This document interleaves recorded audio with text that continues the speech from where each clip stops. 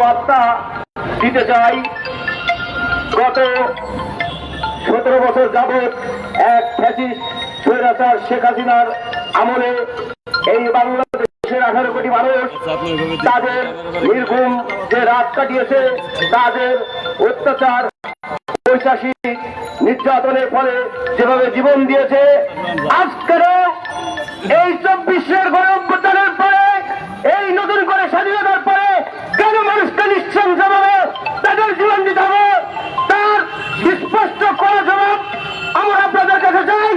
এই উপদেষ্টা মন্ডলীর কাছে স্পষ্টভাবে বলতে চাই, এই দেশে 18 কোটি মানুষের একটাই বড় দাবি, তাদের ভোটের অধিকার ফিরিয়ে দেওয়া।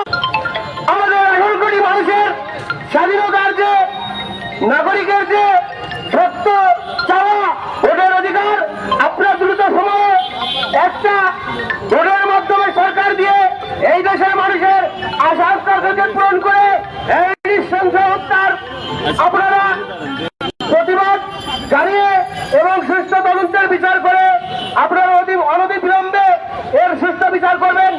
না হলে এই দেশের 18 কোটি মানুষকে নিয়ে জিয়াউর রহমান সমাজ কল্যাণ পরিষদ আপনাদের বিরুদ্ধে এক তীব্র আন্দোলন গড়ে তুলবে।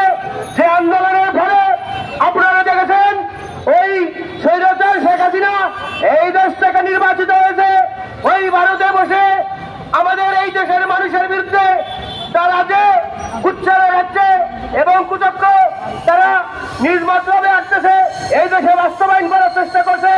এই দেশের 18 কোটি মানুষ আপনাদের সেই কুচক্র চিন্তাকে আর কখনো মেনে নিবে না, মানবে না, মানবে না। আমরা আরো স্পষ্টভাবে বলতে চাই, এই দেশের লাল সবুজের খণ্ডচিত্র বাংলাদেশ, এই বাংলাদেশের বুকে 18 কোটি মানুষ তাদের যে চিন্তা চেতনা এবং সবুজ তাদের ভাবনা, এই ভাবনার একটাই উদ্দেশ্য হচ্ছে বিগত 17 থেকে 18 বছর তারা কোনো তাদের স্বাধীনভাবে ভোট দিতে পারেনি।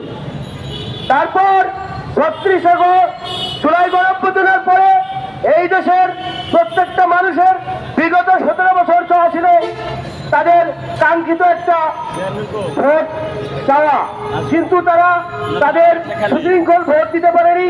তাই এই দেশে ভোটবিহীন একটা সরকারের মাধ্যমে যেভাবে নৃশংস হত্যা হয়েছে, অনুরূপ আপনাদের মাধ্যমেও নৃশংসভাবে নির্বিচারে মানুষ হত্যা করে চলেছেন।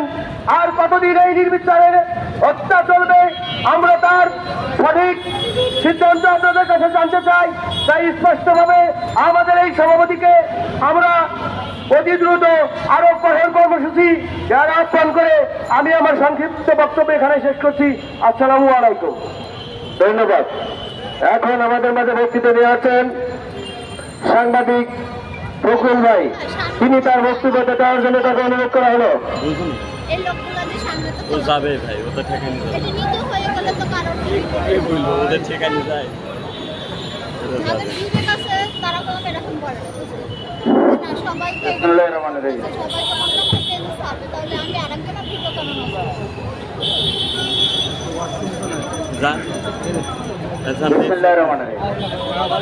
বক্তব্য সংক্ষেপ দেবো, আর বক্তব্য খুব একটা দিতাম না। 15 সাল থেকে বক্তব্য দেওয়া বন্ধ করে দিয়েছি, আজকে কয়েকদিন একটু বক্তব্য দিচ্ছি।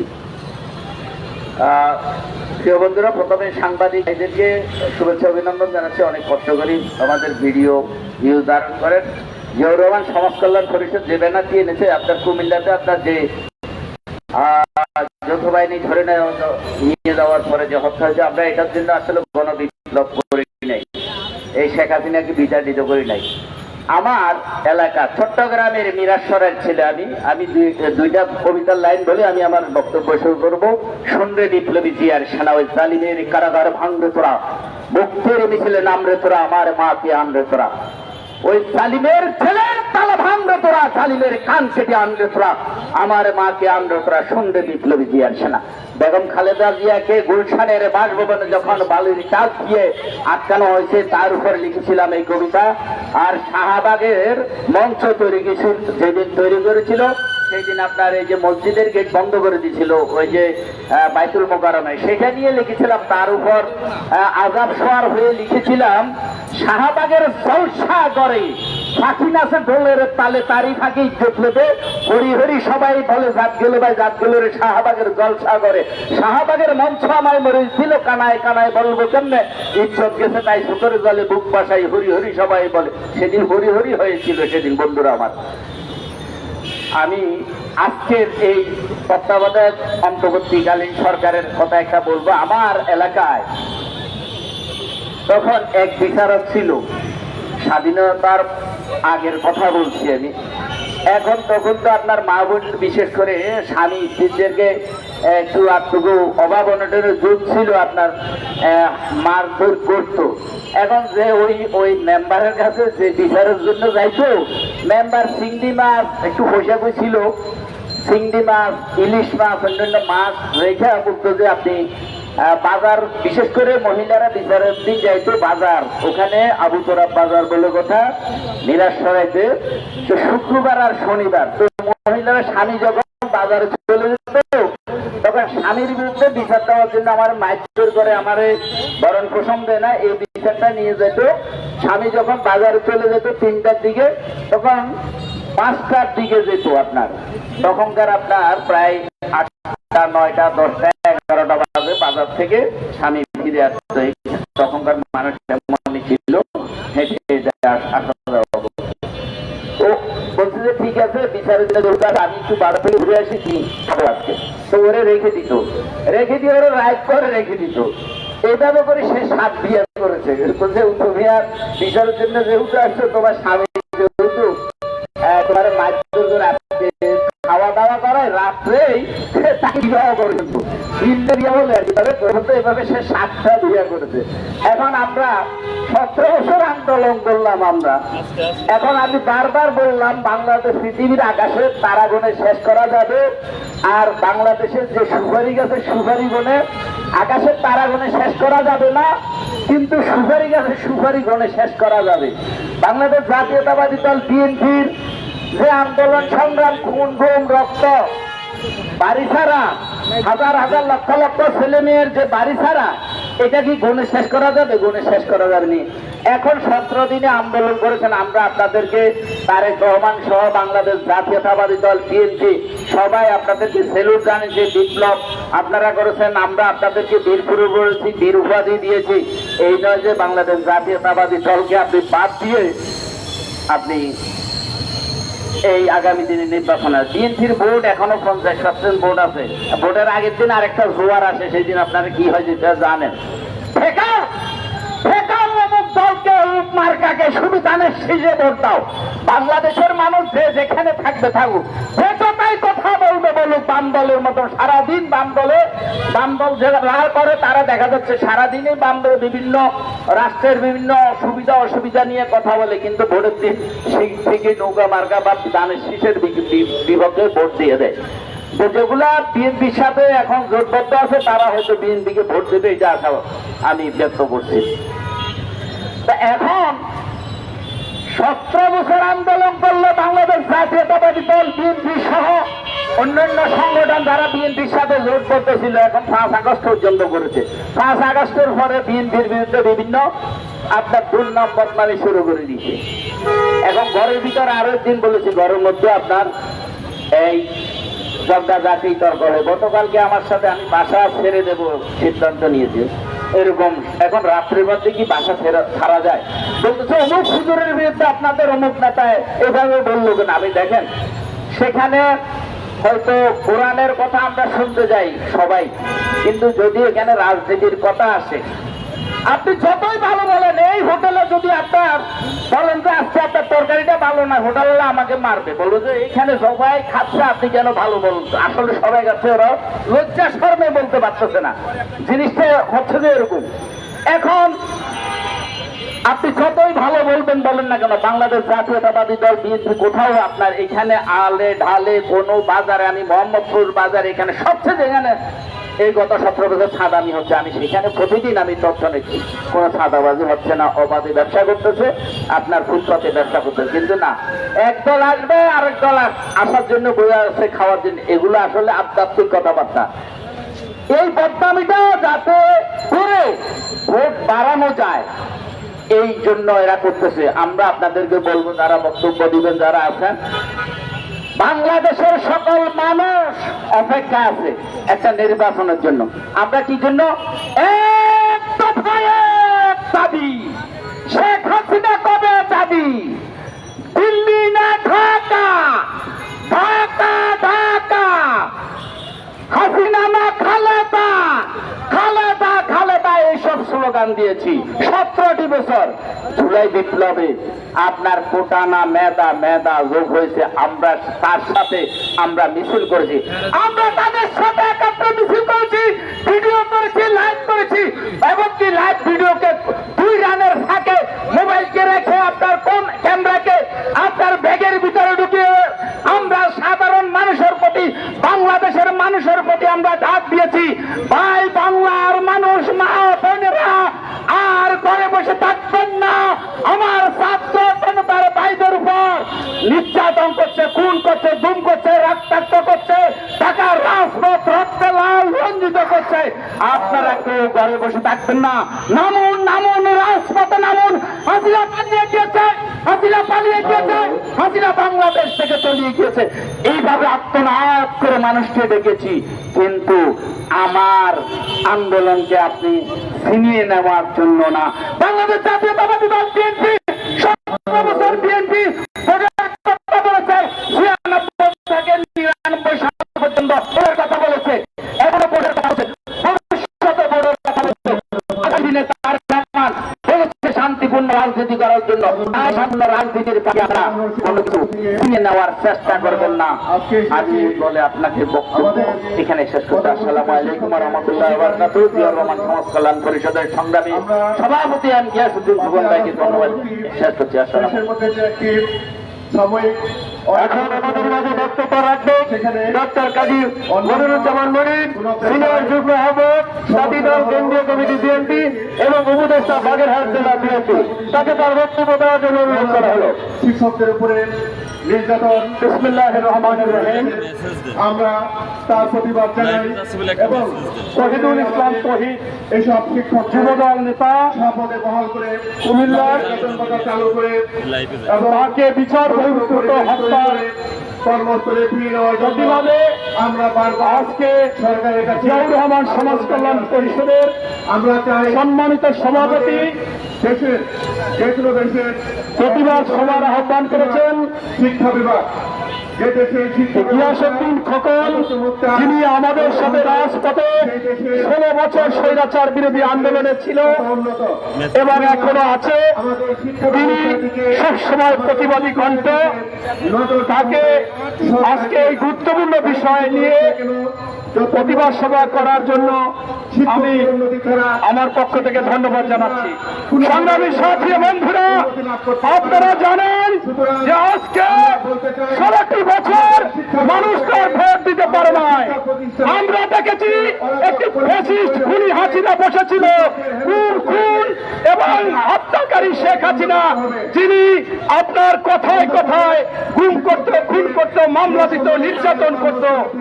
সেই খুনি হাসিনা সময় বিচার বহির্ভূত হত্যা ছিল, সেই ক্রস ফায়ার ছিল। আজকে অনেক রক্তের বিনিময়ে, শহীদের বিনিময়ে, আজকে 50,000 আহতর বিনিময়ে আমরা একটা নতুন বাংলাদেশ করেছিলাম। সেই বাংলাদেশে আজকে আবার বিচার বহির্ভূত হত্যা হবে, এটা কোনোভাবে বরদাস্ত করা যায় না। এবং আরো দুঃখ লাগে, এই সরকারের একজন উপদেষ্টা ডক্টর আসিফ নজরুল, আমি যে ঢাকা বিশ্ববিদ্যালয়ে পড়েছি সেখানে শিক্ষক, তিনি এই হত্যাকাণ্ডের বিচারের দাবি জানিয়েছে, অথচ তিনি এই সরকারের অন্তর্ভুক্ত, তিনি বিচার করার কথা ছিল এবং তিনি আইন মন্ত্রণালয়ের একজন উপদেষ্টা, অথচ আমাদের লজ্জা লাগে তিনি আজকে এই বিচার বহির্ভূত হত্যাকাণ্ডের তিনিও বিচার চান, যার বিচার করার কথা। তাই আমরা আসলে কোন অবস্থায় আছি? আমি বলবো আজকে এই আসিফ নজরুল অথবা প্রধান উপদেষ্টা সর্বত্র গ্রহণযোগ্য, বিশ্বে তাকে সবাইকে চিনে, অথচ তারা যা কিছু করতেছে জনগণের কাছে এখন সন্দেহ দেখা দিয়েছে। আমরা দেখলাম কয়েকদিন আগে এই উপদেষ্টাদের মধ্যে কেউ কেউ বক্তব্য দিচ্ছে খুনি হাসিনার ভাষায়, তারা বলতেছে বিএনপি নাকি খুনি হাসিনার ভাষায় বক্তব্য দেয়। আমরা দেখলাম ওই খুনি হাসিনা বারবার বলতো আমরা যদি বলতাম গণতন্ত্র গণতন্ত্র আমাদেরকে ধরে নিয়ে আমাদের মামলা দিতে ভুল করতো, অথচ তিনি বলতেন উন্নয়ন উন্নয়ন উন্নয়ন। গণতন্ত্রের কথা শুনলে তার মাথা নষ্ট হয়ে যেত। অথচ আজকের উপদেষ্টারাও তাই বলতেছে, হাসিনার ভাষায় কথা বলতেছে সংস্কার সংস্কার সংস্কার। আমরা ভোটের কথা বললেই তাদের মাথা নষ্ট হয়ে যায়, বিএনপি খারাপ, বিএনপিকে পছন্দ হয় না। তাই আজকে ওই বাবাদেরকে বলবো, বাবারা 16 বছরে বিরোধী দলগুলো যদি বছরে ওই টেস্ট খেলায় 20 রান করে থাকে বছরে, তাহলে 320 রান করেছে। তোমরা হয়তো বা 15-16 দিনে তোমরা 20-এর জায়গায় 40 রান 15-16 দিনে করেছো, অথচ তাদের টেস্টেরও দাম আছে। পাশাপাশি বলতে চাই শিক্ষার্থীদের কাছে, এনজিওদের কাছে, অর্থনীতির কাছে আর রাজনীতিবিদদের কাছে অনেক পার্থক্য আছে। যেমন আপনি যদি বলেন 8-8 কত, তখন এই অর্থনীতিবিদ ছাত্ররা এনজিওরা বলবে 8-8 16। রাজনীতির ভাষায় এটাকে বলা হবে 88। তাই এই রাজনীতি আর অর্থনীতি এনজিও এক জিনিস না। তোমাদের কি ভাই বাবা মনে নাই যে তোমাদের যখন একদিন ভাতের হোটেলে নিয়ে গেছিল হারুন, নিয়ে যে বিকেল বেলা তোমাদের একটা ফর্দ ধরিয়ে দিল, তোমরা সমন্বয়করা বললা আমরা অন্যায় করেছি, আমরা রাষ্ট্রদ্রোহী কাজ করেছি, আমাদের কোঠা দাবি ছিল, কোঠা দাবি পূরণ হয়েছে, আমরা এই আন্দোলন প্রত্যাহার করলাম। অথচ আমাদের বিএনপি বাগা বাগা নেতা, স্থায়ী কমিটির মেম্বার, মহাসচিব, ভাইস প্রেসিডেন্ট, উপদেষ্টা, সম্পাদক, অঙ্গ সংগঠন প্রত্যেককে ধরে নিয়ে প্রচার করত, গুম করত, খুন করত, বছরের পর বছর জেল খাটত। তাদের কাছ থেকে এরকম হলফনামা নেওয়া যায়নি। তাই তোমরা কচি কাচার আসর থেকে একটু বিরতি নিয়ে যারা যোগ্য তাদের কাছে নিয়ে আসো। আমি শেষ কথাটা এভাবে বলবো যে একটি পরিবারে 3টি মেয়ে ছিল, বড় মেয়েটার চেহারা একটু ভালো ছিল না।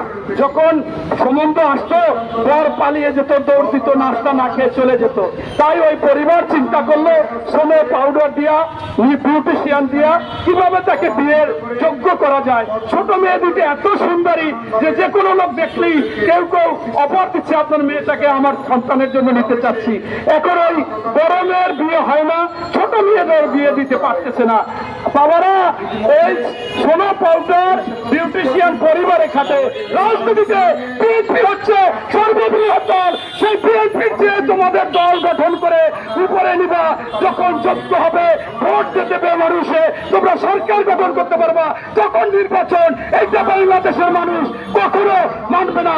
তাই আমাদের বিএনপির ভারপ্রাপ্ত চেয়ারম্যান মহোদয় তারেক রহমান সাহেব বারে বারে বলেছে, আসো তোমরা দল করো, তোমাদের অভিনন্দন, শুভেচ্ছা, স্বাগতম।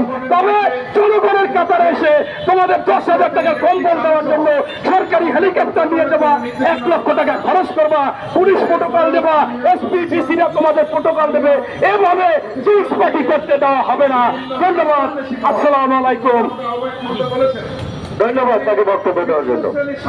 এখন আমাদের মাঝে বক্তব্য নিয়ে আসেন মোহাম্মদ মহিনুদ্দিন মোস্তফা, সভাপতি সম্পাদক, কেন্দ্রীয় কমিটি। প্রতিষ্ঠান চলাকালীন সময়ে ইতিপূর্বে বা যারা কাজে অমনোযোগী ছিল, ইরেগুলার ছিল, যারা সবসময় নিয়ম নীতি ভঙ্গ করে প্রতিষ্ঠানে অনুপস্থিত থেকে বেতন ভাতা পাওয়ার প্রত্যাশা করত, তারা বিভিন্ন প্রতিষ্ঠান প্রধানের কারণে তারা সংগ্রামী ভাইরা, এই একটা অংশ আপনারা জানেন বাংলাদেশ জাতীয়তাবাদী দল বিএনপি সহযোগী অঙ্গ সংগঠন হিসেবে জিয়াউর রহমান সমাজ কল্যাণ পরিষদ সর্বসময়ে অত্যন্ত কঠিন সময়ে দেশের অভ্যন্তরীণ সকল বিষয়ে প্রতিবাদ বা সকল রকমের কর্মসূচি পালন করে আসছে। তারই ধারাবাহিকতায় আজকের এই প্রতিবাদ সভা, তারা ওখানে আজকে উপস্থিত সুযোগ বোঝে জিয়াউর রহমান সমাজ কল্যাণ পরিষদের কেন্দ্রীয় কমিটির সভাপতি এমজি আসাদুল খোকন ভাই উপস্থিত থাকবেন, বাংলাদেশ জাতীয় নাগরিক ঐক্যের সভাপতি এবং বিভিন্ন নেতৃবৃন্দ। আসসালামু আলাইকুম। আমরা আসলে যে কথাটা বলার সেটা হচ্ছে বিগত 17 বছর স্বৈরাচারী সরকার উন্নয়নের কথা বলে এই দেশকে শোষণ করেছে। এই স্বৈরাচারী সরকার এই দেশে সর্বপ্রথম বিচার বহির্ভূত হত্যার অবতরণ করেছে। তারা কোনো দীর্ঘ আন্দোলনের পর আমরা যখন একটা পরিস্থিতিতে আসলাম, এখানে আমাদেরকে প্রতিষ্ঠা একটা আন্দোলনের ফসল হিসেবে বর্তমান সরকারকে আমরা ক্ষমতায় বসালাম। আমরা দেখলাম বর্তমান সময়ে বিচার বহির্ভূত হত্যাকাণ্ড আবার অবতরণ হচ্ছে। আমরা আহ্বান জানাচ্ছি আমাদের দাবি, আমরা এর জন্য আন্দোলন করি নাই। এদেশের 16 কোটি মানুষের দাবি ছিল একটি নির্দলীয় নিরপেক্ষ অবিলম্বে নির্বাচিত সরকারের হাতে দেশ তুলে দেবে, তারা দেশ শাসন করবে, তারা এদেশের উন্নয়ন করবে, তারা এদেশের সংস্কার করবে। এই ছাড়া অন্য কোনো সমসাময়িক সরকারের পক্ষে তা করা সম্ভব নয়। তাই আমি আমার সংক্ষিপ্ত বক্তৃতার মধ্যে বলি, দ্রুত নির্বাচনের মাধ্যমে জনগণের নির্বাচিত সরকারের মাধ্যমে দেশ পরিচালনা করার সুযোগ দিয়ে এদেশের জনগণের আকাঙ্ক্ষা পূরণের দাবি জানিয়ে আমি আমার বক্তৃতা এখানে শেষ করছি। আল্লাহ হাফেজ। বাংলাদেশ জিন্দাবাদ, বাংলাদেশ জাতীয়তাবাদী দল জিন্দাবাদ, জিয়া রহমান সাবেক কালাম জিন্দাবাদ। আসসালামু আলাইকুম। শিক্ষা ধন্যবাদ।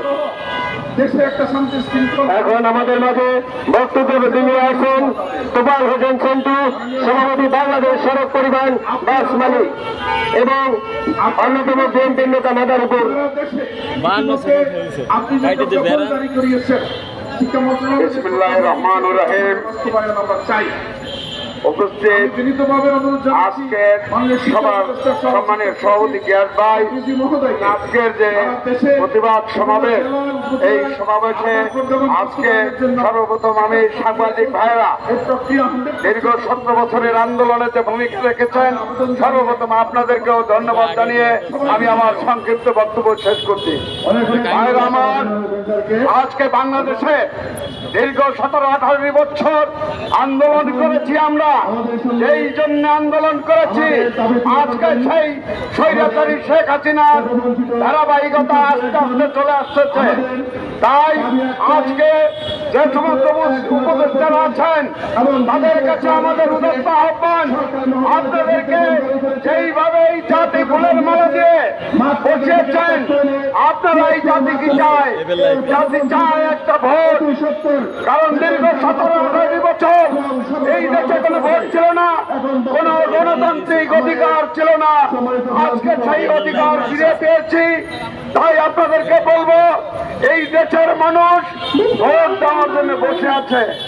আপনারা আর কাল খবর না করে আপনাদের ক্ষমতা না দেখানোর জন্য আজকে দেশের মানুষের দিকে তাকান, দেশের দ্রব্যমূল্যের অবস্থার দিকে তাকান। সাধারণ মানুষের নাবিশ্বাস উঠে গিয়েছে। ভাইরা আমার, আমি আমার গলাটা খুবই ভাঙা অবস্থা আছে, তাই আমি আমার বক্তব্য দীর্ঘায়িত করতে চাই না। সর্বশেষ উপদেষ্টাদের কাছে এই উন্নত আহ্বান রেখেই আমি আমার সংক্ষিপ্ত বক্তব্য শেষ করছি। খোদা হাফেজ। বাংলাদেশ জিন্দাবাদ। বিনয়ের সাথে বলতে চাই, আমাদের পেটে ভাত নাই, আজকে আমরা রাস্তার কিনারে এসে দাঁড়িয়েছি। এ লোকটা জাতি রাখতে কোথায়? এ লোকটা আমাদের শিক্ষা করে না। এখন আমাদের মাঝে বক্তব্য রাখবেন বিনয়ের সাথে বলতে চাই, জাহাঙ্গীর আলম, যুগ্ম সাধারণ সম্পাদক, জিয়াউর রহমান পরিষদ কেন্দ্রীয় কমিটি। তাকে তার মূল্যবান বক্তব্য দেওয়ার জন্য অনুরোধ করা হচ্ছে। আমাদের চাওয়া একটাই, আমার একটা সব ছাত্র একটা ডিগ্রি হবে, একটা এসপি হবে, ভালো একটা পদে যাবে। আমরা শিক্ষকদের চাওয়া একটুকুই। এই চাওয়া বিসমিল্লাহির রহমানির রহিম। আজকে আমি বিনয়ের স্বরে নোয়াখালী কুমিল্লা যৌথ বাহিনী কর্তৃক আপনি আমাদের দিকে তাকান, আমাদের আমাদের দিকে সুদৃষ্টি পূর্ব দলের যদি না দেন, হ্যাঁ, ওই দেখুন ফিরে ফিরে কথা। ভাইকে নিষ্ঠুরভাবে হত্যা করেছে বিনা বিচারে, তার প্রতিবাদে জিয়া রহমান সমাজ কল্যাণ পরিষদের আমার জাতির মেরুদণ্ড পক্ষ থেকে গিয়াসউদ্দিন খবর ভাই নেতৃত্বে আজকে এই সভায় উপস্থিত এখানে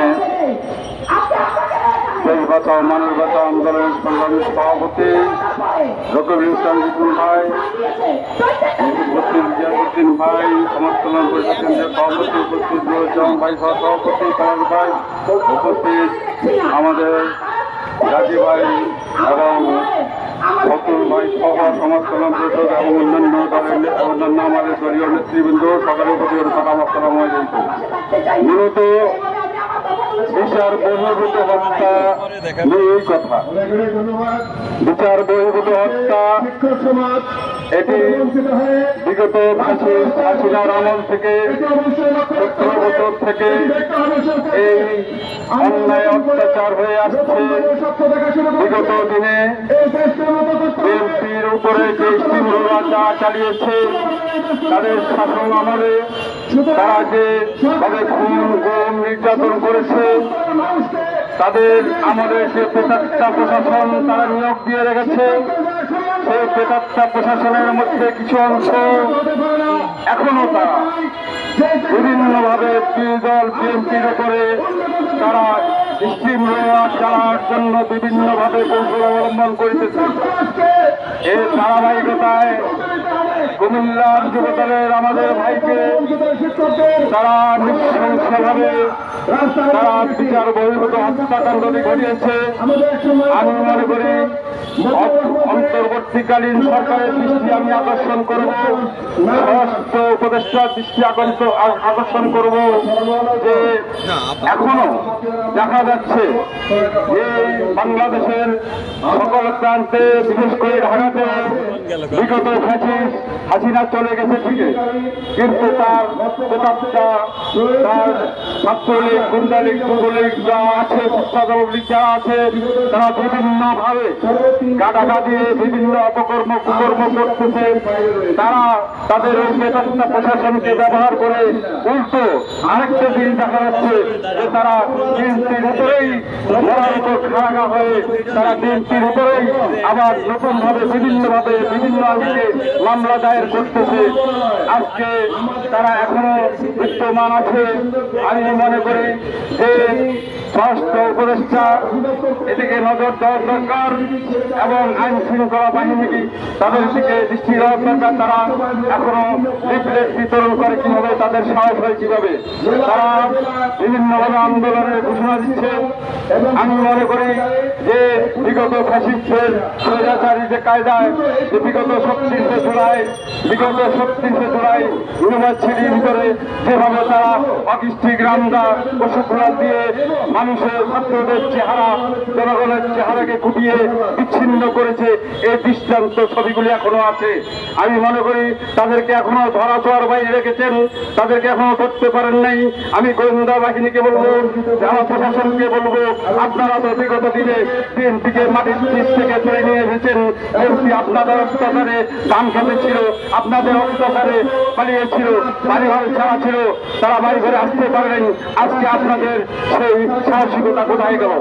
আপনারা কেন পারেন না আজকে ফ্যাসিস্টের সেই দুর্নীতিবাজ সেই আজকে সন্ত্রাসী বাহিনীকে গ্রেপ্তার করতে? আমি বক্তব্য দিকেও করবো না। যাই হোক, আমি অন্তর্বর্তীকালীন সরকারের আমি উপদেষ্টা স্বরাষ্ট্র দৃষ্টি আকর্ষণ করছি, এই বিচার বহির্ভূত হত্যাকাণ্ডটির সঠিক বিচার করে যাতে সঠিক বিচার করা হয়, এই আমি বলে আমার বক্তব্য শেষ করছি। আল্লাহ হাফেজ। জিয়া রহমান সমাজ কল্যাণ পরিষদ জিন্দাবাদ, জাতীয় দল জিন্দাবাদ, জিয়া রহমান অমর এবং খালেদা জিয়া জিন্দাবাদ, তার অহংকার তারেক রহমান জিন্দাবাদ। আসসালামু আলাইকুম। শিক্ষক এবং অন্যান্য এখন আমাদের মাঝে বক্তব্য দেবেন মোহাম্মদ সালাউদ্দিন রাজি, এবং যুগ্ম সাধারণ সম্পাদক, জিয়া রহমান সমাজ কল্যাণ পরিষদ কেন্দ্রীয় কমিটি। সকলে দয়া করিয়া সংক্ষিপ্ত বক্তব্য দেবেন। আগামের সময় প্রায় কাছাকাছি, দয়া করে নিজ দায়িত্ব সংক্ষিপ্ত বক্তব্য দেবেন। অবিলম্বে এই শিক্ষা প্রধানদের এবং অন্যান্য সুবিধা বঞ্চিত শিক্ষকদের বিসমিল্লাহির রহমানির রহিম। শিক্ষা প্রতিষ্ঠানে প্রবেশ করতে জিয়া রহমান সমাজ কল্যাণ পরিষদের উদ্যোগে আজকের বেতন ভাতা দিয়ে প্রতিবাদ সমাবেশে করতে হবে। উপস্থিত সম্মানিত সভাপতি প্রতিষ্ঠান জনাব এম গিয়াসউদ্দিন খোকন ভাই, মোহাম্মদ উপস্থিত আছেন জিয়া রহমান সমাজ কল্যাণ পরিষদের সংগ্রামী সহসভাপতি সুবিধা জনাব নুরুজ্জামান ভাই, উপস্থিত আছেন জিয়া রহমান সমাজ কল্যাণ পরিষদের সংগ্রামী সহসভাপতি পলাশ ভাই, উপস্থিত আছেন জিয়া রহমান সমাজ কল্যাণ পরিষদের যুগ্ম সাধারণ সম্পাদক জনাব ফখরুল ভাই সহ উপস্থিত জিয়া রহমান সমাজ কল্যাণ পরিষদের নেতৃবৃন্দকে আমার রক্তিম ভালোবাসা ও শুভেচ্ছা জানিয়ে আজকের বক্তব্য অনুষ্ঠান শুরু করলাম। আসলে চিন্তা করতে পারি নাই, অনেকগুলা প্রোগ্রাম করেছি, হাসিনা বিরোধী অনেকগুলা প্রতিবাদ করেছি এই প্রেস ক্লাবে। যখন কেউ দাঁড়াইতে পারে নাই তখন জিয়া রহমান সমাজ কল্যাণ পরিষদ এখানে দাঁড়িয়ে অনেক প্রতিবাদ করেছে। আলহামদুলিল্লাহ আমরা সেই প্রতিবাদের প্রতিফলন আমরা 24 জুলাই আগস্টের মাধ্যমে সেটা প্রতিদান পেয়েছি। প্রতিবাদ করতে হবে এটা কখনো চিন্তা করতে পারি নাই। শেখ মুজিবের শাসন আমল আমরা দেখি নাই, শেখ মুজিবের শাসন আমলের সেই ইতিহাস আমরা পড়েছি, শুনেছি। শেখ মুজিব যখন বাংলাদেশে 71-এর মুক্তিযুদ্ধের পরে বাংলাদেশ শাসন করেছে তখন শাসন আমল ছিল সেই শেখ মুজিবের লুটপাটের শাসন আমল, তখন শাসন আমল ছিল বিচার বহির্ভূত হত্যাকাণ্ডের শাসন আমল, তখন শাসন আমল ছিল ব্যাংলোটের শাসন আমল। আমরা সেই প্রতিবাদ তখন শাসন আমল ছিল, আমাদের মা বোন ঘর থেকে বাইরে হতে পারে নাই, সেই শাসন আমল ছিল। শেখ হাসিনা যখন বাংলাদেশে এসেছে সেই শাসন আমলকে আমরা যখন বাংলাদেশের জনগণ প্রত্যাহার করেছে, যখন শেখ হাসিনাকে প্রতিষ্ঠিত করেছে জিয়া রহমান, বিনিময় পেয়েছে জিয়া রহমান শহীদ হয়েছে। পরবর্তীতে যখন আবার জামাত ইসলামী শেখ হাসিনাকে আবার প্রতিষ্ঠিত করেছে, বিনিময় পেয়েছে সেই জামাতে ইসলামের হত্যা, বিচার বহির্ভূত হত্যা হয়েছে। শেখ হাসিনাকে আবার যখন আপনার শেখ হাসিনাকে যখন আবার প্রতিষ্ঠিত করেছে নাঙ্গল, সেই নাঙ্গল আজকে ছিন্ন বিচ্ছিন্ন হয়ে গেছে। সেই শাসন আমলের কথা আমরা ভুলে যাই নাই।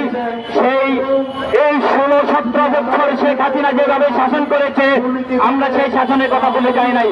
আমরা দেখেছি সেই 15-16 বছর শেখ হাসিনা যেভাবে শাসন করেছে, বিচার বহির্ভূত হত্যা করেছে, প্রায় এই 17 বছর বিচার বহির্ভূত হত্যা করেছে প্রায় 7,886 জন। সেই 7,886 জনকে হত্যার মাধ্যমে এই শেখ হাসিনা অবৈধভাবে এই দেশে শাসন করেছে। আবার আমরা এই আওয়ামী লীগের প্রেতাত্মারা আওয়ামী লীগের বিভিন্ন জায়গায়, প্রশাসনের বিভিন্ন জায়গায় এখনো লুকিয়ে আছে, এখনো প্রতিষ্ঠিত আছে। আমরা সেটা আশা করি নাই, আমরা আশা করেছি সেই শেখ হাসিনা যখন শাসন করেছে তার দেহটা ছিল বাংলাদেশে, তার অন্তরটা ছিল দেশের কাছে। এখন শেখ হাসিনাকে আমরা ভোটানের পরে শেখ হাসিনা চলে গেছে, তার মনটা বাংলাদেশে হয়ে গেছে। কিভাবে অপশাসন করবে, কিভাবে দুঃশাসন করবে, সেভাবে তারা এখনো বসে আছে। তাই বলে আমরা বলবো আজকে আর প্রতিবাদ করতে চাই না, আজকে আর কোন বিচার বহির্ভূত হত্যা দেখতে চাই না। তাই আমরা জানাতে চাচ্ছি যে এই প্রশাসনের রঙে বিরঙ্গে আওয়ামী প্রেতাত্মারা এখনো লুকিয়েছে, তাদেরকে এই ইউনিট সরকারকে বলবো আপনারা পটাইতে হবে, আপনারা প্রতিহত করতে হবে, আপনারা প্রতিবাদ করতে হবে। এই আশাবাদ ব্যক্ত করে আমি আমার সংক্ষিপ্ত বক্তব্য এখানে শেষ করলাম। খোদা হাফেজ। বাংলাদেশ জিন্দাবাদ, বাংলাদেশ জাতীয়তাবাদী দল জিন্দাবাদ। আমি দুঃখ প্রকাশ করছি, সাংবাদিক বিন্দু ভাইদের দৃষ্টি আকর্ষণ করছি। অল্প 5 মিনিটের মধ্যে আমাদের প্রধান অতিথি আমাদের সভাস্থলে এসে বসবেন। যারা বক্তব্য দিবেন সংক্ষেপে 1 থেকে 2 মিনিট, মান্না ভাই আসে, মান্না ভাই বক্তব্য দিয়ে চলে যাবে। ইনশাআল্লাহ সবাইকে ধন্যবাদ। এখন আমাদের মাঝে বক্তব্য রাখবেন নুরুজ্জামান সহ-সভাপতি কেন্দ্রীয় কমিটি, তাকে তার বক্তব্য দেওয়ার জন্য অনুরোধ করা হলো। মাননীয় সচিব ইডি মহোদয়, ইসিএনও মহোদয়, আমি বিসমিল্লাহির রহমানির রহিম। আজকে জিয়া রহমান সমাজ কল্যাণ পরিষদ কর্তৃক আয়োজিত প্রতিবাদ সভার সম্মানিত সভাপতি জনাব খিয়াসউদ্দিন খোকন, সম্মানিত সভাপতি সমাজ কল্যাণ জিয়া রহমান সমাজ কল্যাণ পরিষদ কেন্দ্রীয় কমিটি, উপস্থিত জিয়া রহমান সমাজ কল্যাণ পরিষদের কেন্দ্রীয় কমিটির সকল নেতৃবৃন্দ এবং যার বক্তব্য শোনার জন্য আমরা অপেক্ষা করছি। আমাদের প্রধান অতিথি জনাব মাল্লা ভাই সহ আমরা যারা এখানে সামনে আমাদের সাংবাদিক বৃন্দ সবাইকে আমি আমার আন্তরিক সালাম জানাচ্ছি। আসসালামু আলাইকুম। বন্ধু সাথীগণ, আমরা যে উদ্দেশ্যে আজকে এখানে এসেছি, আমরা দীর্ঘ 17 বছর সংগ্রাম করে যখন বাংলাদেশকে দ্বিতীয়বার স্বাধীন করলাম, তখন আমরা প্রত্যাশা করেছিলাম এই বাংলাদেশ হবে একটি শান্তির বাংলাদেশ, এই বাংলাদেশ হবে গণতন্ত্রের বাংলাদেশ, এই বাংলাদেশ হবে স্বপ্নের বাংলাদেশ, এই বাংলাদেশ হবে সবুজ বাংলাদেশ। কিন্তু আজকে আমরা দেখতে পাচ্ছি যে এই দেশে এখনো আওয়ামী লীগের প্রেতাত্মারা বেড়াচ্ছে। আওয়ামী লীগের প্রেতাত্মারা এখনো বাংলাদেশের আনাচে কানাচে প্রশাসনে সব জায়গায় লুকিয়ে আছে, যার কারণে হঠাৎ করে যুবদল নেতৃবৃন্দকে হত্যা করে আবার প্রমাণ করলো যে দেশের স্বাধীনতাকামী মানুষগুলোকে আবার নির্যাতনের সম্মুখীন হতে হচ্ছে। আমি ইউনূস সাহেবকে বলবো, উনি একজন সম্মানিত মানুষ, শান্তিতে নোবেল পেয়েছেন, কিন্তু বাংলাদেশে যদি অশান্তির কারণ হয়ে দাঁড়ায়, এদেশের সাধারণ মানুষ কখনো কাউকে ছাড় দেয় নাই, আগামীতেও ছাড় দিবে না। আমরা বিশ্বাস রাখি বাংলাদেশে যাতে গণতন্ত্র প্রতিষ্ঠার জন্য জাতীয়তাবাদী দল বিএনপি দীর্ঘদিন সংগ্রাম করে আসছে। আমরা সেই সংগ্রামকে সম্মান জানিয়ে যাতে নির্বাচনের ব্যবস্থা করে বাংলাদেশ থেকে যাতে অতি তাড়াতাড়ি এই সরকার বিদায় নেয় এবং গণতন্ত্রকে যাতে প্রতিষ্ঠিত করতে পারে সেই আহ্বান জানাচ্ছি। তার পাশাপাশি আমি একটি কথা বলতে চাই, এগুলো কিসের লক্ষণ? এটা একটা অশনি সংকেত। আপনারা অবশ্যই জানেন 1982 সালে এরশাদ সাহেব যখন জরুরি জারি করে, তার আগে কিন্তু অ্যারেস্ট করেছিল আবুল কাসেম, তার তখনকার যুব প্রতিমন্ত্রীর বাসা থেকে।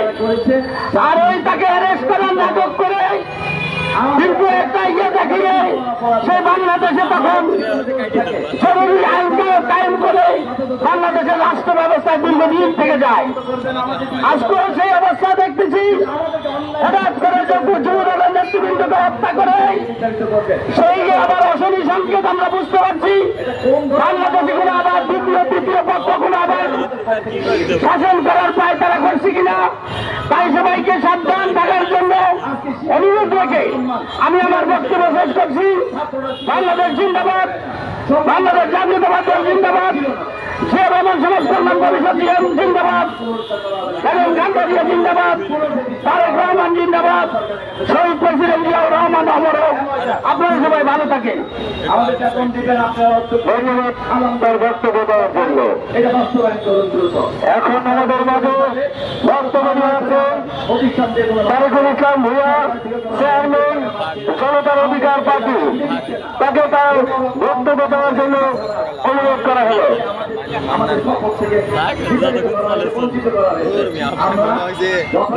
ইউটিউবে চালাইছে কোনো কথা নেই যে আমাদের পদে ফিরে যাওয়ার সুযোগ করে দিতে হবে। আসসালামু আলাইকুম ওয়া রাহমাতুল্লাহি ওয়া বারাকাতুহু। উপস্থিত গণমাধ্যম ভাইরা, উপস্থিত জিয়া রহমান সমাজ কল্যাণ পরিষদের সম্মানিত সভাপতি এবং জিয়া রহমান সমাজ কল্যাণের নেতৃবৃন্দ, শীঘ্রই আমাদের মাঝে প্রধান অতিথি উপস্থিত হবেন। বক্তব্য দেওয়ার মতন কিছু নাই, ছোট্ট দুটি লাইন বলে আজকে বক্তৃতা শেষ করব। আপনারা জানেন ঢাকাতে বই মেলা চলছে। গত 17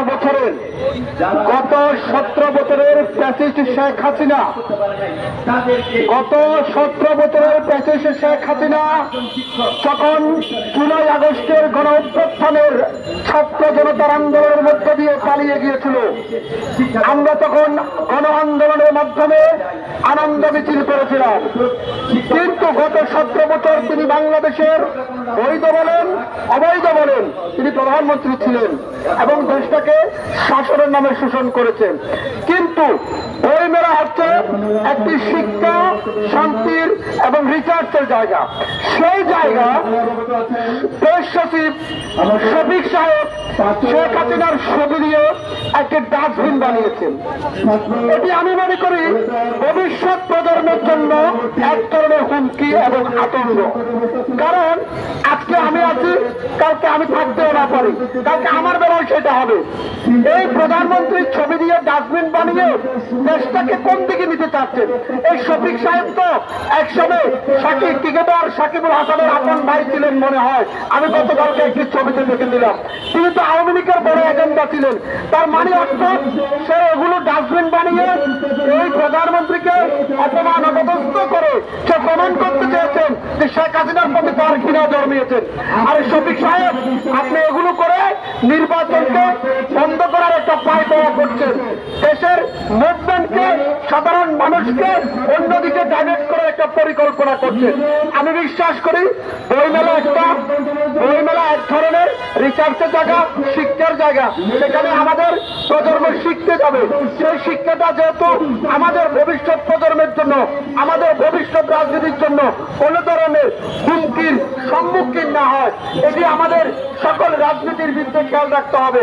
গত 17 বছর শেখ হাসিনা আমাদের বিরোধী দলীয় সাবেক নেত্রী বেগম খালেদা জিয়াকে নিয়ে অনেক ধরনের বালুর ট্রাক থেকে শুরু অনেক ধরনের অনেক কিছু করেছে। আমরা যদি সেগুলোর, আমরা এখনো ক্ষমতায় আসিনি, এখনো আমরা আমাদের মতন আছি, ওরা ওদের মতন আছে, সবাই সবার মতন আছে, শুধু লুটপাট করছে বর্তমান সমন্বয়কারীরা। আমি মনে করি, বিশ্বাস করি, কারণ এই সমন্বয়কারীরা যাদের 5 টাকা পকেটে থাকতো না, তারা এখন 5 কোটি টাকা দামের ল্যান্ডবোজার গাড়ি নিয়ে চলাফেরা করে। বিশ্বাস করতে হবে। তবে একটা জিনিস পরিষ্কার, এই বইমেলার কথা এই কারণেই বলছি, প্রধানমন্ত্রীর ছবি দিয়ে শফিক সাহেব যে ডাস্টবিন বানিয়েছেন, এটি জাতিকে বিভ্রান্ত করার জন্য এবং জাতির রাজনীতিকে, ভবিষ্যৎ রাজনীতিকে হুমকির মুখে ঢেলে দিচ্ছেন। আমি শফিক সাহেবকে অনতিবিলম্বে পদত্যাগ এবং দ্রুত নির্বাচনের দাবি করছি। কারণ এই শফিক সাহেব বাংলাদেশের রাজনীতিটাকে ভিন্ন দিকে ডাইভার্ট করার যে পরিকল্পনা নিচ্ছে, এটাতে করে আমি বিশ্বাস করি বাংলাদেশের রাজনীতি হুমকির মুখে যাবে। আপনার এই শফিক সাহেবের বিরুদ্ধে দাঁড়াতে হবে। বিভিন্ন ধরনের বিভিন্ন কথা বলে আমাদের মন জয় করার চেষ্টা করছে। উনি হচ্ছে অরিজিনাল প্যাটিস্ট, অরিজিনাল আওয়ামী লীগ, অরিজিনাল প্যাটিস্ট। এই প্যাটিস্টকে জায়গা যারা দিবেন, এই প্যাটিস্টের ফেসবুক, ইনস্টাগ্রাম এবং তার বক্তব্য যারা অনুসরণ করবেন, তারাও আমি মনে করি এই প্যাটিস্টের সামিল হবেন। কারণ এই প্যাটিস্ট সাংবাদিক থেকে শুরু করে সকল বাহিনীকে, সকল কর্মচারীকে, সকল ধরনের জাতির ভিতরে ভেদাভেদ তৈরি করার যে মহাপরিকল্পনা নিয়েছে, এর বিরুদ্ধে যদি আপনি আমি সোচ্চার না হই, তাহলে শেখ হাসিনা যা করেছে তা যদি আমরাও করি, তো আমার আর প্যাটিস্টের ভিতরে পার্থক্য কোথায় রইল? আমার আর প্যাটিস্টের ভিতরে মূল্য কোথায় রইল? আসুন আমরা সকল রাজনৈতিক, বিরোধী রাজনৈতিক ঐক্যের ভিত্তিতে আমরা ভেদাভেদ ভুলে গিয়ে আমরা আবারও ঐক্য হয়ে, এই প্যাটিস্ট গেছে আর প্যাটিস্ট ধর্ম গ্রহণ করার চিন্তা করতেছে, এই ধর্ম গ্রহণ করা প্যাটিস্টের কে রক্তের কণিকা চর্মের আগে এদেরকে বিদায় করতে হবে। ভালো থাকুন, সুস্থ থাকুন। জনতার অধিকার পার্টির পক্ষ থেকে ধন্যবাদ সবাইকে। আল্লাহ হাফেজ।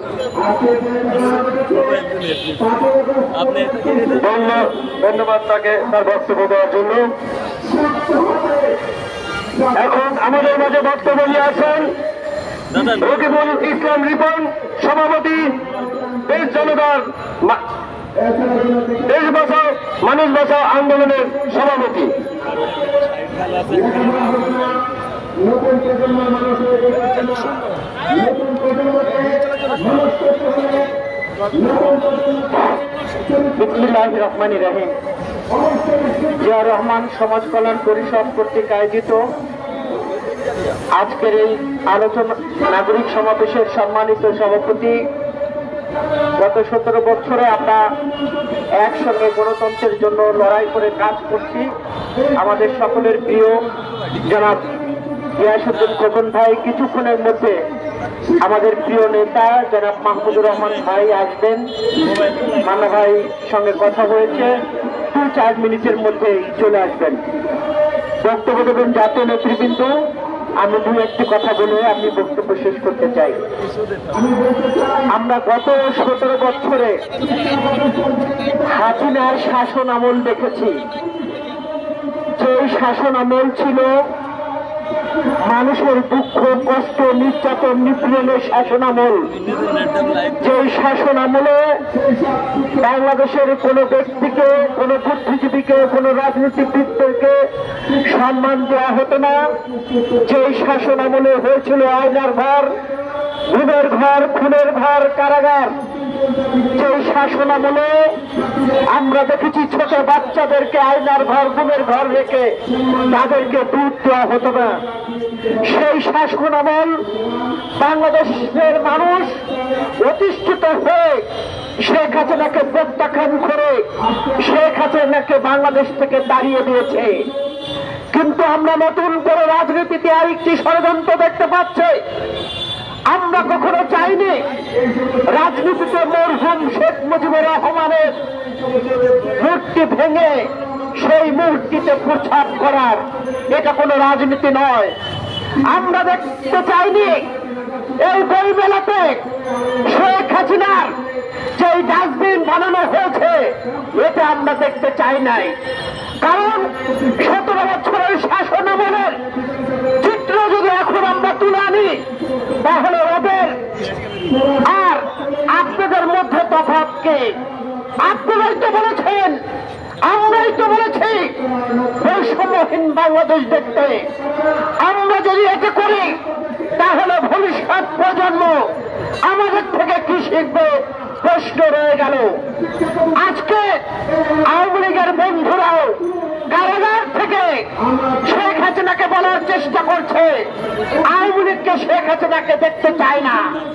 কারণ গত 17 বছরে বাংলাদেশের মানুষকে যেইভাবে নির্যাতন নিপীড়ন করেছে, এই 14 গোষ্ঠী চুরি করে বিশ্বের দরবারে বাংলাদেশকে ছোট করেছে, যার কারণে আজকে আওয়ামী লীগ বন্ধুরা বলার চেষ্টা করছে আওয়ামী লীগে শেখ হাসিনা থাকতে পারবে না। যারা কারাগার থেকে ফেসবুক চালিয়ে এই ধরনের কথা বলছেন, তাদেরকে বলতে চাই, আপনারাও কিন্তু লুটপাট কম করেন নাই। আপনাদের আমল নামাও জনগণের কাছে আছে। আওয়ামী লীগের কিছু মানুষ এখন বলার চেষ্টা করছে শেখ হাসিনাকে ভারত থেকে এনে বাংলাদেশের ফাঁসির মঞ্চে ঝুলাতে হবে, কারণ এটা তাদের সঠিক দাবি। গত 17 বছরে বাংলাদেশের রাজনীতি যে কলঙ্কিত করেছে এবং আওয়ামী লীগকে যেভাবে কলঙ্কিত করেছে, এবং আওয়ামী লীগের যিনি প্রধান ছিলেন মরহুম শেখ মুজিবুর রহমান, তার মূর্তি যখন বাংলার মানুষ শেখ হাসিনার উপরে ক্ষিপ্ত হয়ে তার মুক্তি ভেঙে মুক্তির উপরে প্রচার করেছে, আওয়ামী লীগের বন্ধুরাও চায় শেখ হাসিনার ফাঁসি এবং শেখ হাসিনার বিচার। ভবিষ্যতে বাংলাদেশের রাজনীতির যে ইতিহাস লেখা থাকবে, সেই ইতিহাসে খুব ভয়ঙ্কর। সেখানে এই শেখ হাসিনার বিচারের দাবিতে রাস্তায় আওয়ামী লীগ নামবে, কারণ মরহুম শেখ মুজিবুর রহমানকে তিনি কলঙ্কিত এবং অসম্মান করেছেন, এবং আওয়ামী লীগের যে পুরাতন একটি রাজনৈতিক দল, তাকেও অপমানিত করেছে। বাংলাদেশের রাজনীতি কলঙ্কিত করেছে এই হাসিনার মতো যদি আপনারা হন, তাহলে আপনাদের ছবি দিয়ে একসময় ডাস্টবিনে নিক্ষেপ করতে পারে এদেশের জনগণ। যে দেশের জনগণ প্রতিবাদী, যুদ্ধ করতে জানে, খুন হতে জানে, খুন হতে জানে, সে দেশের জনগণ সব কিছুই জানে। কাজেই আমরা যারা রাজনৈতিক কর্মী এবং রাজনীতি করি, আমাদেরকে আগামী প্রজন্ম এবং ভবিষ্যতের কথা চিন্তা করে কথাবার্তা এবং রাজনীতি করতে হবে। যদি আমরা না করি, তাহলে ভবিষ্যতে এই ধরনের মোকাবেলা আমাদের করা লাগতে পারে। কারণ শেখ হাসিনা যা যা করেছে, বাংলার মানুষ প্রতিষ্ঠিত হয়ে বাংলাদেশের মানুষ তাকে তাড়িয়ে ভারত পাঠিয়েছে।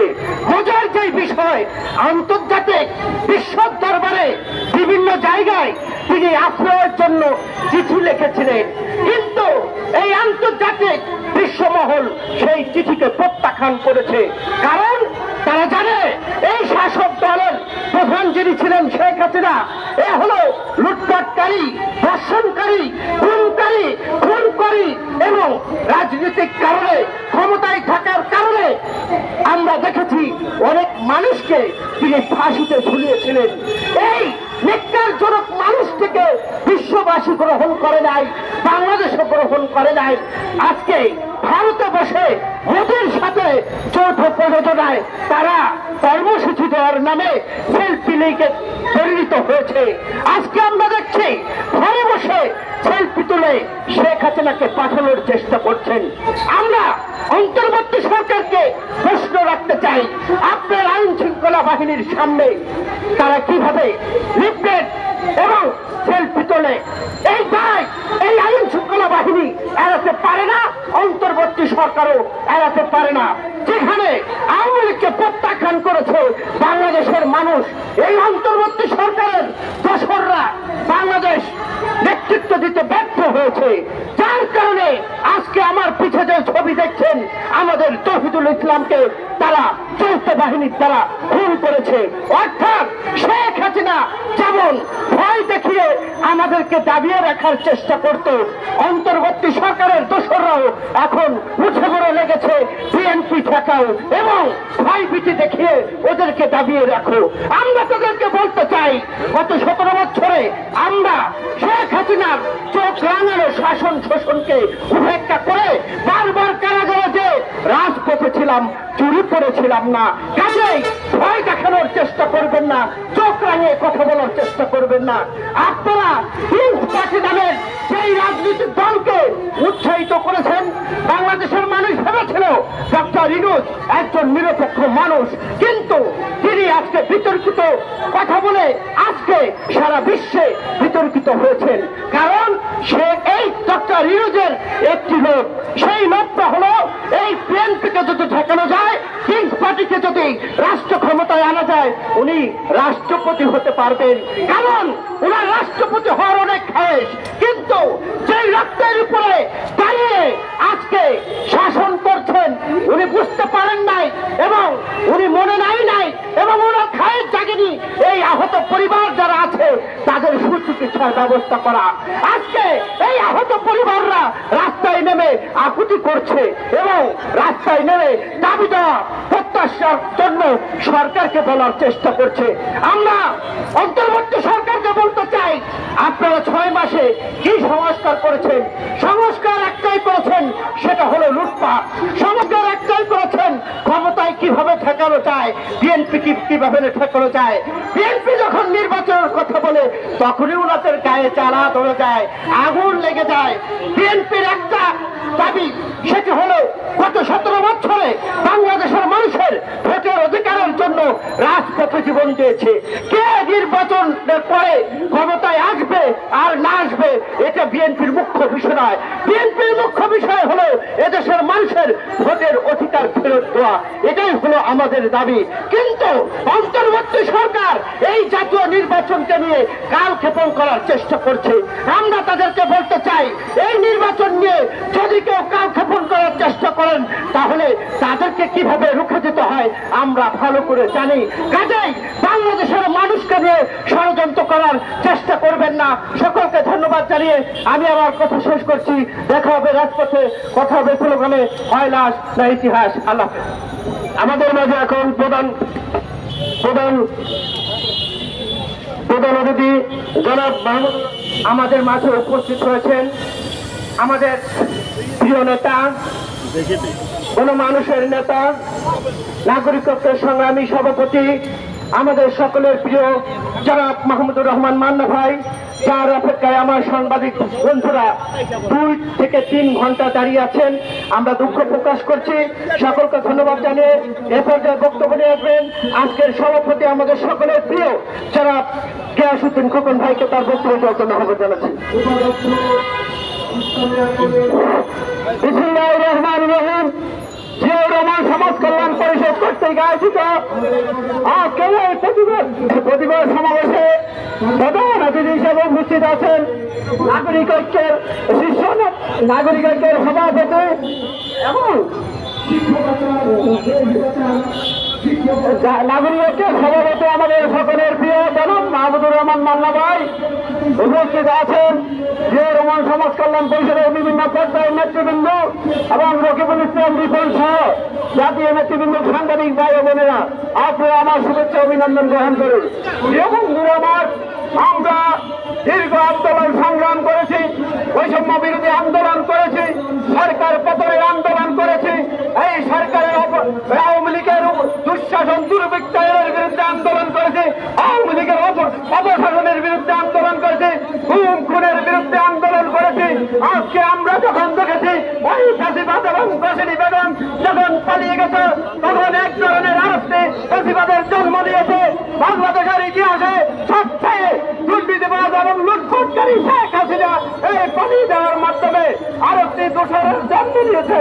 সেটা হচ্ছে আপনার অন্তর্বর্তীকালীন সরকারের মধ্যে কিছু উপদেষ্টা মন্ডলী। আজকে গতকাল আমরা পত্রিকা দেখেছি, নামি দামি গাড়ি, লাল গালিতে নিয়ে এই নদী খননে যায়।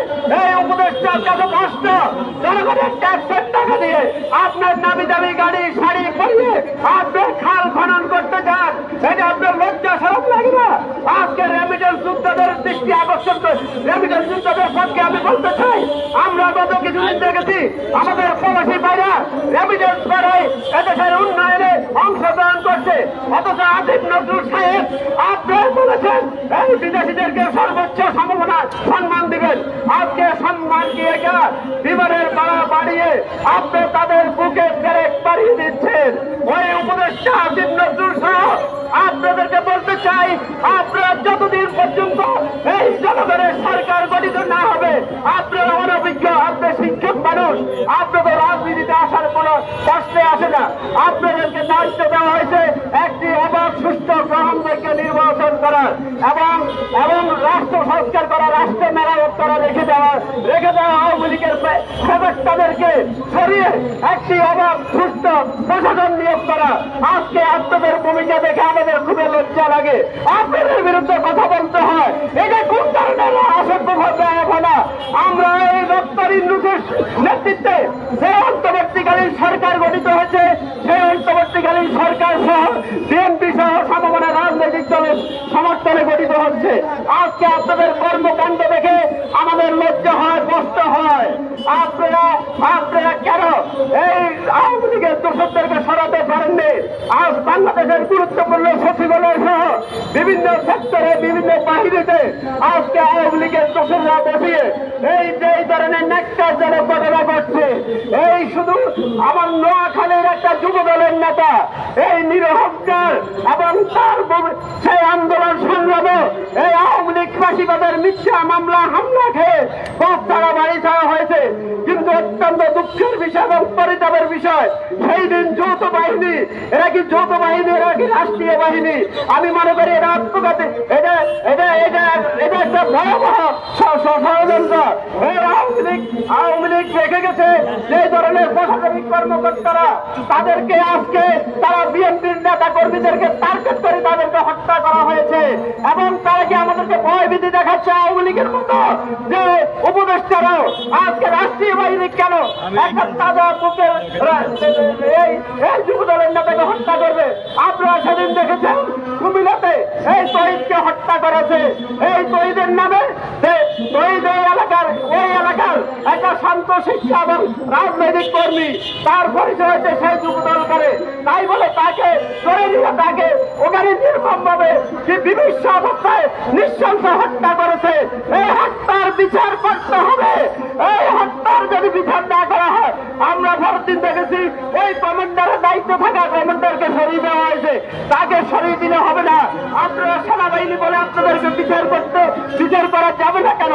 আপনাদেরকে আইনের আওতায় নিতে হবে। আমরা অতীতে দেখেছি এই সেনাবাহিনীর প্রধান আজিজের ভূমিকা দেখেছি। আজকে আমরা কিছু সেনাবাহিনীর অফিসার, পুলিশ বাহিনী এবং বিভিন্ন বাহিনীর কর্মকাণ্ডে আমরা কষ্ট দিতে দেখেছি। আমাদেরকে দেখেন আপনারা নিরাপত্তা দিবেন, সেখানে আমাদেরকে হত্যা করেছেন, আমাদেরকে নিরাপত্তাহীনতা চলতে হয়েছে। আমরা রাজনৈতিক কর্মী, আমরা দেশের পক্ষে, দলের পক্ষে আমাদের কাজ করতে হবে, কথা বলতে তুলতে হবে। অতএব আজকে আমরা এখানে প্রধান অতিথি জনাব মাহমুদুর রহমান মান্না ভাই গুরুত্বপূর্ণ বক্তব্য রাখবেন। এই বলে আমি আমার বক্তব্য এখানে শেষ করছি। সবাইকে ধন্যবাদ। আসসালামু আলাইকুম ওয়া রাহমাতুল্লাহি ওয়া বারাকাতুহু। আজকে প্রধান অতিথি হিসেবে উপস্থিত থাকবেন আমাদের সকলের প্রিয় নাগরিকত্বের সভাপতি এবং জনাব মাহমুদুর রহমান মান্না ভাইকে ওনার বক্তব্য রাখার জন্য বিশেষ অনুরোধ করছি।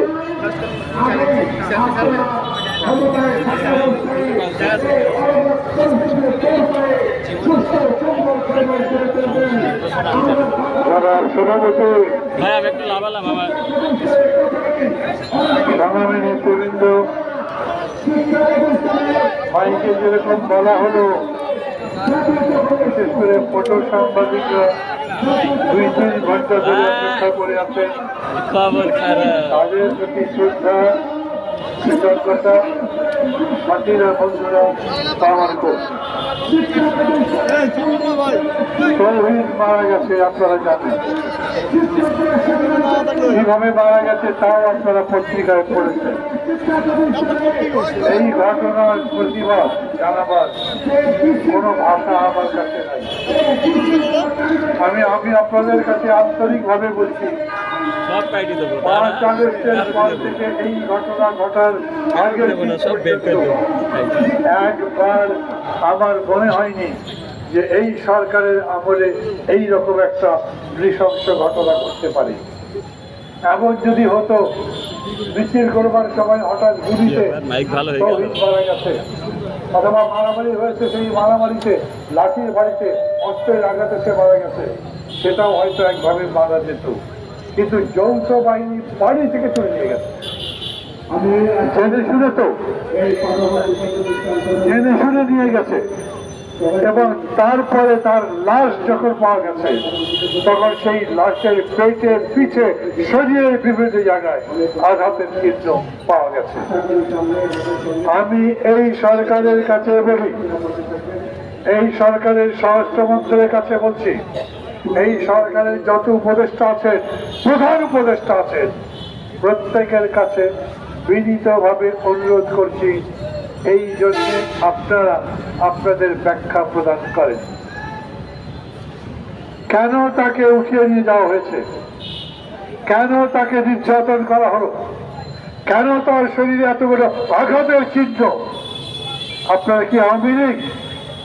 আপনারা অতীতের কোন স্বৈরাচার, বিশ্বের কোন স্বৈরাচারের প্রতিনিধি আমরা? তাহলে কেন তৌহিদের শরীরে যৌথ বাহিনী ধরবার পরে, মৃত্যুর পরে তার শরীরে আমরা আঘাতের চিহ্ন দেখলাম? ডক্টর ইউনূস ভালো মানুষ, তার সম্পর্কে, তার বিরুদ্ধে কথা বলি আমরা, আমি বলি না, সমালোচনা করি, ভুল যদি মনে করি সেটা বলি, কিন্তু এরকম মনে করি না ডক্টর ইউনূস একজন জালিম, মনে করি না তিনি অত্যাচারী, মনে করি না তিনি লোভী, মনে করি না তিনি ক্ষমতা লোভী। কিন্তু এই ঘটনা ঘটবার পরে তার নীরবতা আমাকে কষ্ট। আমি মনে করি প্রফেসর ইউনূসের অথবা তার সরকারের পক্ষ থেকে, তার পক্ষ থেকে কোনো একটা ব্যাখ্যা দেওয়া দরকার ছিল, কি হয়েছে, কেন হয়েছে, সেই জন্যে আপনারা দুঃখিত কি না। আমি দাবি করছি এই সরকারকে এই ঘটনার ব্যাখ্যা দিতে হবে। সেই ব্যাখ্যা যেন গ্রহণযোগ্য হয় সবার কাছে, তার পরিবারের কাছে, তার ঘরের লোকের কাছে, যারা গণতন্ত্রের জন্য লড়াই করে তাদের কাছে এক ব্যাখ্যায় যেন বিষয়টা আর সেই ব্যাখ্যায় যদি আবার নতুন করে বিতর্ক তৈরি হয়, স্যার এটা জানবেন রাজনীতি এরকমই জিনিস, যে কোনো একটা ইস্যুকে কেন্দ্র করে ঘটনা গড়াতে থাকে এবং সেটা বেঁচে যায়। কোন রকম ইস্যু পাকুক, পাকিয়ে উঠুক, নতুন করে তৈরি হোক, সেটা চাই না। কিন্তু আমি আমার উপলব্ধি থেকে মনে করি 6 মাসের মধ্যে এই ঘটনা এই সরকারের প্রথম কলঙ্ক এবং ব্যর্থতা। ব্যর্থতা সরকারের অনেক আছে। এই সরকার যে দায়িত্ব দিয়ে ক্ষমতায় বসেছে, সেই দায়িত্বই যে ঠিক মতো পালন করতে পারছে এই কথা এখন কেউ বলে না। সত্যি কথা হলো সাধারণ মানুষ আমাদের জিজ্ঞেস করে, আমাকে জিজ্ঞেস করে, ভাই কি হচ্ছে, সবকিছু কি ঠিক আছে, সংস্কার কি হবে, সংস্কার দিয়ে কি ঝামেলা হবে, কোথায় ঐক্য? এখন তো দিন দিন অনেকের সুর বেশি দেখছি। যারা ক্ষমতায় আসেন, যারা আন্দোলন করেছেন, আন্দোলনের নেতৃত্ব দিচ্ছেন, তারা রাজনৈতিক বিতর্কে জড়িয়ে যাচ্ছেন। তারা নিজেরা রাজনীতির বিতর্ক তুলছেন, উস্কে দিচ্ছে। তারা একটা দলকে অভিযোগ করছে, আর একটা দলকে পাস করে দিচ্ছে। আর এইরকম পরিস্থিতিতে দেশ যিনি চালাচ্ছেন, যিনি সবার প্রতিনিধি, যাকে সবাই আমরা সম্মান করি, যাকে এখন পর্যন্ত সবাই আমরা সমর্থন দিচ্ছি, বিরোধিতা করি না, তিনি প্রকারান্তরে তাদের মুখ করেছেন। আমি আবার বলি, রাজনৈতিক দল করবার অধিকার প্রত্যেকের আছে। একটা রিক্সা চালক করতে পারে, একটা মানুষ যার গত আন্দোলনে কোনো ভূমিকা ছিল না, উনিও যদি রাজনৈতিক দল করতে চান, আমাদের দেশের কোনো আইন, কোনো নীতি, কোনো নীতিবোধ তাকে রাজনীতি করতে নিষেধ করতে পারে না। কিন্তু তিনি যদি ক্ষমতায় থাকেন, ক্ষমতায় থেকে রাজনীতির চর্চা করেন, তাহলে সেটা ভালো কথা নয়। একজন উপদেষ্টা কি বলতে পারেন, নাগরিক ঐক্যের মাহমুদুর রহমান মান্নার এই কথা খুবই রাজনৈতিক উদ্দেশ্য প্রণোদিত, আমি পাল্টা চ্যালেঞ্জ করব, আপনি সেটা প্রমাণ করেন। একজন উপদেষ্টা কি বলতে পারেন, মির্জা ফখরুল যে বক্তব্য দিয়েছেন, সেই বক্তব্য 111-কে ইনভাইট করে? তাকে তার প্রমাণ দিতে হবে, ব্যাখ্যা দিতে হবে। তার চাইতে বড় কথা, আপনি এই রাজনীতির মধ্যে যাবেন কেন? আপনি যে উপদেষ্টা, আমি বলতে পারি আমি সরকারে নাই, আমি ক্ষমতায় নাই, আমার কোনো দায়িত্ব নেই, আমি রাজনীতির যে কোনো রকম দেখা অধিকার নাই, সাংবাদিক বলতে পারি, সাধারণ মানুষ বলতে পারি, ক্ষমতায় যিনি একটা বিতর্ক তৈরি করবে, বিতর্ক উস্কে দেবে, সেটা পারে না। আমরা সবাই তার দল ঘোষণা দিয়েছে, ভালো কথা, অভিনন্দন জানাবো, কিন্তু আবার বলি, ক্ষমতাকে ব্যবহার করে দল বানালে মানুষ ওই দলের পক্ষে যাবে না। যদি মনে হয় আজকে আমি যে অবদান রেখেছি, এই অবদানের কারণে সারা জীবন জাতি আমাকে কৃতজ্ঞতার সাথে স্মরণ করতে হবে, তাহলে তিনি ভুল করছেন। সারা জীবন দেখতে হবে আপনার অবদানের জন্য, নিশ্চয়ই জাতি আপনাকে সম্মান করবে, কিন্তু বাকি জীবন আপনি কি করেন সেটা দেখবার ব্যাপার। আর যদি রাজনীতি করেন, তাহলে সেই রাজনীতি আমি কি গ্রহণ করছি নাকি করছি না, অন্য পছন্দ করছে কি করছে না, সেটা দেখবার সময় আছে। কেউ একজন অনেক বড় আন্দোলন করেছেন, কেউ একজন মুক্তিযুদ্ধে অনেক বড় ভূমিকা পালন করেছেন, সেই জন্যই তাকে 10 বিঘা সম্পত্তি লিখে দিতে হবে সরকারের, এইরকম কি কোনো কথা আছে? কেউ একজন জাতির কোনো কারণে বড় অবদান রেখেছেন, অতএব তিনি দাবি করতে পারেন আগামী দিনেও তিনি যা চাইবেন তা দিতে হবে। ডক্টর ইউনূস যখন বলেন ওরা এত কষ্ট করে জীবন দিয়ে, রক্ত দিয়ে এই দেশ থেকে স্বাধীনতা উৎখাত করেছে, আগামী দিন তারা তো এই গঠনমূলক কাজে, দেশকে এগিয়ে নেওয়ার কাজে একটা অংশ বা ভাগ চাইতেই পারেন না।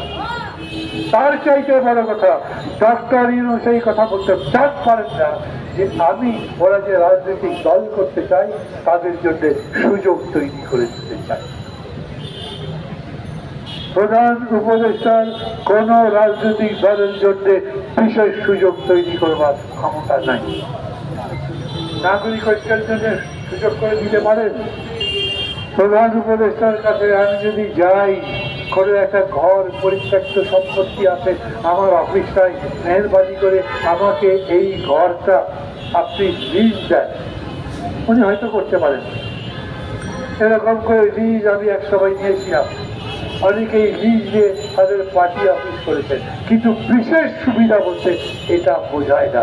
এই বিশেষ সুবিধার ব্যাখ্যা ওনার দেওয়া উচিত। ধন্যবাদ। আমি আবার বলি, আমি নতুন বিতর্ক উস্কে দেওয়ার চেষ্টা করছি না। যারা বিতর্ক তৈরি করবার চেষ্টা করছেন তাদেরকে সতর্ক করছি, আমাদেরকে এখন গণতন্ত্রের পথে পা বাড়াতে হবে। যখন আন্দোলন ছিল তখন মাহমুদুর রহমান আপনার এই অভিমত ছিল যে একটি অন্তর্বর্তী সরকার হতে হবে, তাকে 3 বছর সময় দিতে হবে যাতে তিনি প্রয়োজনীয় সংস্কারগুলো করতে পারেন।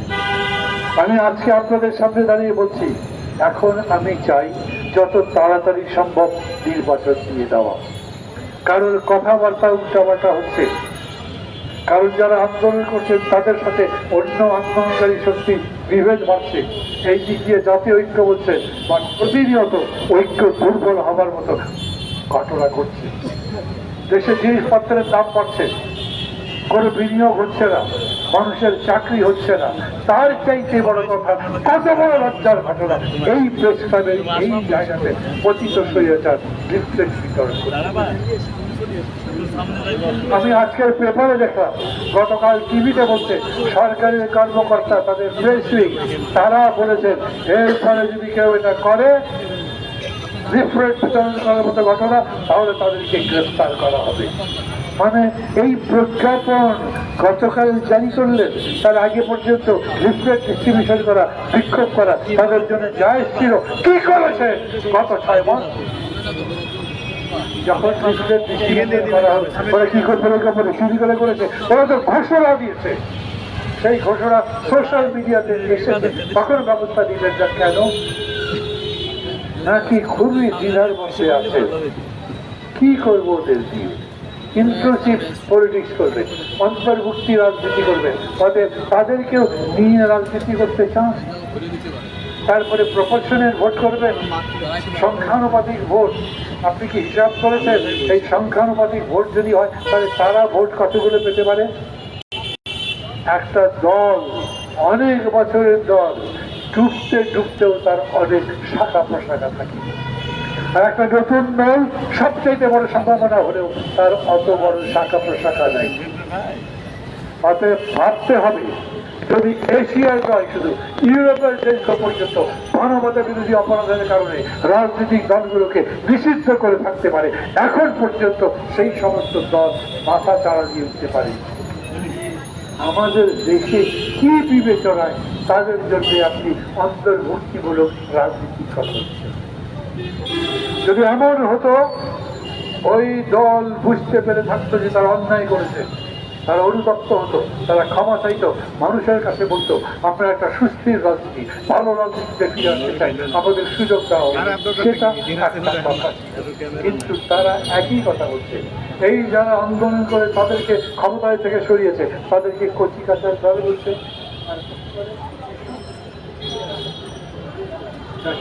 শিশু কিশোর বাহিনী বলছে। এই রকম করে যারা সামগ্রিক আন্দোলনকে এই রকম করে অপমান করবার চেষ্টা করছে, তাদের প্রতি দুর্বলতা দেখাচ্ছে। ওরা কি মানুষ? আমাদের তখনকার প্রধানমন্ত্রী মুক্তিদাতা কি সুন্দর করছি,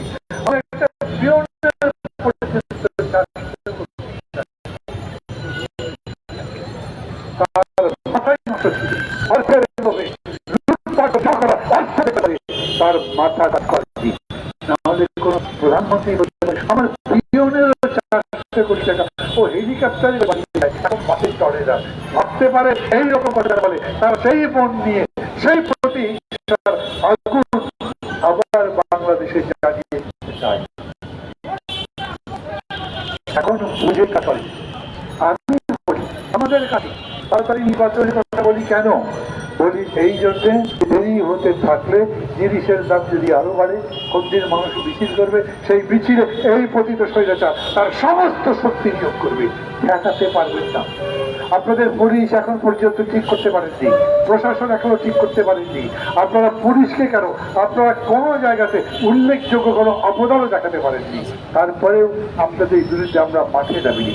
আমরা শুধু বলছি আপনাদেরকে সতর্ক থাকতে, ঠিক মতো বুঝে শুনে কাজ করতে। এই নির্বাচন যত তাড়াতাড়ি হয় তত ভালো। এই কারণে মাঝে মাঝে আমার মনে হয়, ধরেন একটা হরতাল টরতাল দেখে দিলে আমাদের পুলিশরা হরতাল বাধা দেওয়ার জন্য নামবে। এখন পর্যন্ত গ্রামে গ্রামে থানায় থানায় পুলিশ সিভিল ড্রেসে থানায় যায়, থানার মধ্যে ঢুকে পুলিশের ড্রেস পরে। আবার যখন বাইরে বেরোয় তখন অনেক থানাতে দেখবেন পুলিশ তার ড্রেস বদলে আবার পাবলিকের ড্রেস পরে রাস্তা দিয়ে যায়। তারা কোনো দায়িত্ব নিতে চায় না। এই পুলিশকে প্রোঅ্যাক্টিভ বাড়াতে পারেননি, এই প্রশাসনকে এখন পর্যন্ত নিজেদের নিয়ন্ত্রণে অথবা জনগণের পক্ষে দাঁড়াবে এরকম করতে পারেননি। তাই ভয় পাওয়া স্বাভাবিক। তাড়াতাড়ি ভোট দিয়ে আপনারা মান সম্মানের সাথে চলে যেতে পারবেন। আর যদি এমন হয় সংকট বাড়তে থাকে, প্রশাসন সামলাতে না পারেন, আন্দোলন সামলাতে না পারেন, মানুষের বিক্ষোভের কোনো জবাব দিতে না পারেন, আজ পর্যন্ত সরকারের পক্ষ থেকে সরকারের একজন মুখপাত্র নয়, তাই যিনি পরিস্থিতির উপরে ব্যাখ্যা দেবেন। কথাবার্তা লম্বা হয়ে যাচ্ছে, কিন্তু আমি বলি আপনাদের কাছে আমাদের সবার দায়িত্ব আছে। আমি মনে করি যে আজ এই সরকার ব্যর্থ হলে সেই ব্যর্থতা আমারও হবে। আমি মনে করি আজকে যদি কোনোভাবে সরকার কোনো জায়গাতে বড় ধরনের ভুল করে সেটা আবার পকেটে যাবে না, যারা তার বিরোধিতা করে, যারা স্বৈরাচারের পক্ষে তার পকেটে যাবে। অতএব আমি চাই সরকার যত ভালোভাবে তার দায়িত্ব পালন করতে পারে। সমালোচনা মানে গালাগালি নয়, সমালোচনা মানে আপনাকে শ্রদ্ধাবান পরামর্শ দেওয়া, এবং সেই লক্ষ্যেই করতে চাই। আবারও বলি, তৌহিদের হত্যাকাণ্ডের উপরে আপনাকে কথা বলতে হবে। ওই পরিবারের মনোতুষ্টির জন্য, তার সন্তুষ্টির জন্য, জনগণের কাছে জবাব দেওয়ার জন্য আমরা যারা আন্দোলন করছি, কালকে যে আমাদের কাউকে উঠিয়ে চলে যাবেন না, তারপর আমাদের শরীরে রক্তাক্ত আঘাতের চিহ্ন দিয়ে এই ঢাকায় কিংবা কোনো জায়গাতে রাস্তায় পড়ে থাকবো না। এই যতগুলো মানুষ আছে সেই গ্যারান্টি চাই, আপনাদের কাছে চাই। নিশ্চিত মৃত্যুর, স্বাভাবিক মৃত্যুর গ্যারান্টি চাই। এই কথা বহু বছর আগে নির্মল সেন লিখেছিলেন। আজ আমি একই কথা বলি, আপনার সরকারের আমলে এই দাবি আবার তুলতে হবে, এটা প্রত্যাশা করতে হবে। ভালো থাকবেন সবাই, তাদেরও ভালো চাই, সবার ভালো চাই, দেশের ভালো চাই সবার উপরে। আমি এই কথা বলবো, প্রত্যেকটা দল তাদের প্রস্তাব দিয়েছে সরকারের উপরে। 15টা কমিশন বানিয়েছেন, তার মধ্যে 6টা কমিশন রিপোর্ট দিয়েছে। আপনি বলেছেন আমি কোন সংস্কার চাপিয়ে দেবো না, সেটা সবাই মিলে বলবে, যাতে ঐক্যবদ্ধ হবে তার দিকে যতগুলো প্রস্তাব দিয়েছে সেই প্রস্তাবের মধ্যে থেকে সবাই কমন কথা বলেছেন এইরকম প্রস্তাব পাওয়া যাবে না। 3000 প্রস্তাব দিয়েছে, তার মধ্যে প্রস্তাব কম পাওয়া যাবে না।